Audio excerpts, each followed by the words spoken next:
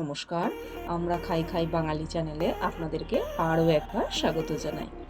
আজও রয়েছে চিকেনের এক অসাধারণ রেসিপি। হ্যাঁ, ধরতে কি আপনারা পেরেছেন? হ্যাঁ, রয়েছে লেমন পেপার চিকেনের রেসিপি। খুব অল্প মশলায় কিভাবে এই রান্নাটা করবেন তার জন্য পুরো ভিডিওটা দেখতেই কিন্তু হবে। তো এই গরমের দিনে অল্প মশলায় কিভাবে এই দুর্দান্ত চিকেনের রেসিপিটা বানাবেন তার জন্য এই ভিডিওটার সাথে থাকুন, পুরো ভিডিওটা দেখুন। আশা করি এই রেসিপিটা আপনাদের ভীষণই ভালো লাগবে। খুব গরমে এখন আমরা সবসময় চাই অল্প মশলায় যাতে চট করে রান্না হয়ে যায়, সেরকমই একটা রেসিপি থাকছে আজকে আপনাদের জন্য। তো প্রথমেই এখানে মুরগির মাংস তো নিয়ে নিয়েছি, মুরগির মাংসটা পরিষ্কার করে ধুয়ে নিয়ে নিয়েছি। মশলাও লাগছে ভীষণ অল্প, রয়েছে লেবু, গোলমরিচ গুঁড়ো, জিরের গুঁড়ো, গোটা গরম মশলা, শুকনো লঙ্কা আর গোটা জিরে। তার সাথে রয়েছে দুটো মাঝারি মাপের পেঁয়াজ কুচি করা, রয়েছে আদা, কাঁচা লঙ্কা আর রসুন বাটা। তার সাথে রয়েছে টক দই। ব্যাস, এই অল্প মশলাতেই কিন্তু আজকের পুরো রেসিপিটাই হতে চলেছে। তো প্রথমেই লেবু মাংসের মধ্যে দিয়ে তার মধ্যেই দিতে হবে গোলমরিচের গুঁড়ো, আর তার সাথে এখানে দিতে হবে কিছুটা আদা রসুন বাটা, আর কিছুটা আমরা রান্নাতে পরে ব্যবহার করব। তার সাথে দিতে হবে টক দই। ব্যাস, এই সমস্ত কিছু দিয়ে কিন্তু মাংসটা মাখিয়ে রাখতে হবে মোটামুটি আধা ঘন্টা মতো। তো এখানে মাংসও আমার মাখানো কমপ্লিট। তো এইবার সরাসরি চলে যাচ্ছি। এখানে প্রথমে কড়াইতে দিয়েছি সাদা তেল আর একটু ঘি, তার সাথে এখানে দিয়েছি গোটা গরম মশলা, দুটো শুকনো লঙ্কা আর গোটা জিরে।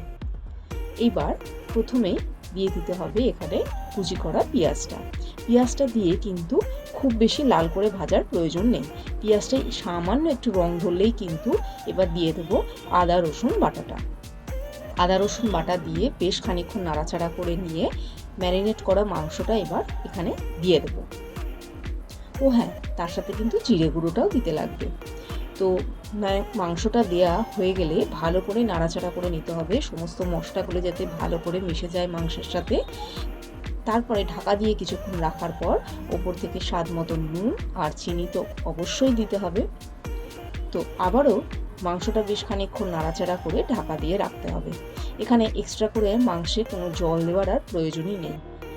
তো বেশ কিছুক্ষণ পরে যখন দেখবেন মাংস একদম প্রায় সেদ্ধ হয়ে এসছে, তখনই ওপর থেকে দেবো কাঁচা লঙ্কা আর একটা লেবু, সেটাকে স্লাইস করে কেটে ওপর থেকে দিয়ে একটু মিনিট দুয়েক মতন রেখেই নামিয়ে ঢাকা খুলে ওপর থেকে কর্নফ্লাওয়ার গুলে দিয়ে দিতে হবে। কর্নফ্লাওয়ারটা ভালো করে গুলে নিতে হবে যাতে ওখানে কোনো ল্যাম্প না থেকে থাকে। তো কর্নফ্লাওয়ারটা দেওয়া হয়ে গেলেই ভালো করেই নেড়ে নিতে হবে।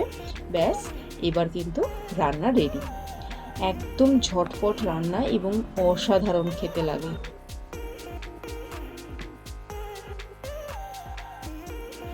আশা করছি এই রান্নাটা আপনাদের ভীষণ ভালো লাগবে। চলুন এবার সার্ভ করে দিই। দেখুন তো কেমন লাগছে আপনাদের এই রান্নাটা। ভীষণ একটা সুস্বাদু রেসিপি। এই রেসিপিটা অবশ্যই আপনারা বাড়িতে ট্রাই করুন, এই গরমে কিন্তু ভীষণ ভালো লাগবে। তো আমি এখানে ট্রাই করেছিলাম পরোটার সাথে, চাইলে আপনারা ভাতের সাথেও এটা খেতে পারেন। তো কেমন লাগলো আজকের রেসিপিটা, আজকের ভিডিওটা অবশ্যই কমেন্টে জানান। তো আজকের জন্য এইটুকুই, আবার পরের কোনো ভিডিওতে আপনাদের সাথে দেখা হবে। ততক্ষণ পর্যন্ত এইটুকুই, চ্যানেলটিকে সাবস্ক্রাইব করে রাখুন, বেশ পাশে থাকা বেল আইকনটি প্রেস করে রাখুন। ভালো থাকবেন, নমস্কার।